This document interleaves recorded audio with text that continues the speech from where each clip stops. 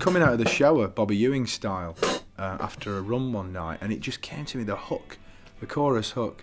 Cheddar cheese, help please. I rushed naked into my studio and picked up one of the many guitars I've got there. It was a Telecaster, and I started strumming away. I got the key, and it started to build it from there. Within 90 minutes, pretty much had what you hear.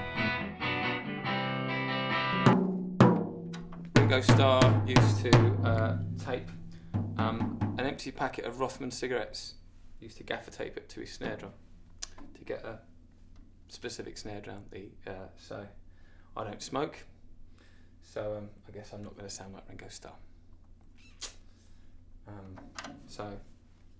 Matt's drums bring a sort of lazy intimacy, a kind of a laconic, untidy approach. It sounds a little bit like when you, if you've ever heard 3 or 4 basketballs being dropped down a big set of stairs. You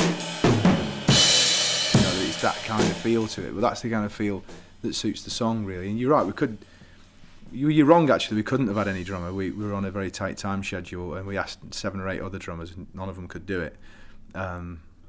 So we were stuck with him.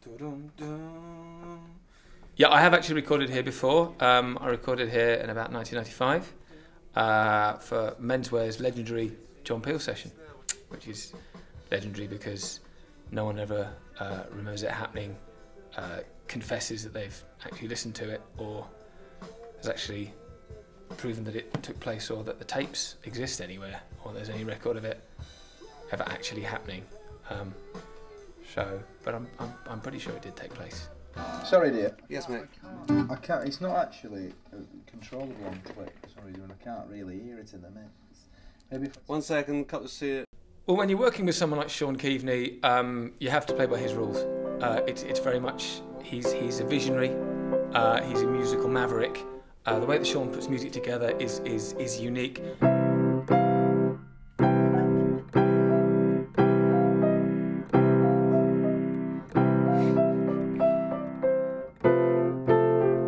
Much in the way that Brian Wilson composes songs in his head, and then the musicians have to recreate the music that he hears in his head. Shaun doesn't even have any music in his head. That's how creative he is. He doesn't even know what it's going to sound like.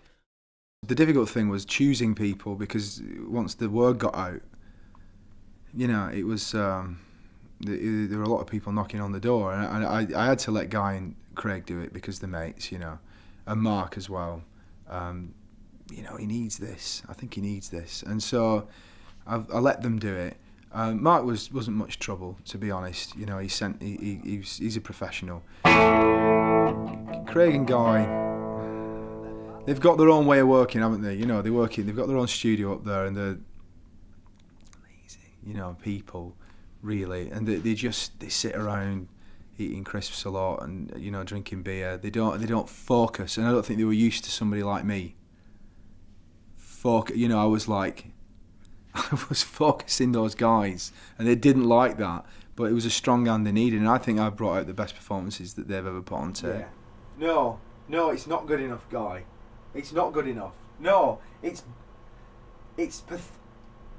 doesn't. I don't listen, mate. I don't care how many Brits you've got. Okay, I don't care how many times you play the main stage at Glastonbury. I'm not interested. And they've done the Olympic anthem, Shaun. It's good enough for them. It's not good enough for me. Okay, you need to remix it. You need to put the guitar higher up in the mix, and you need to put my vocals higher than yours. Have you got it?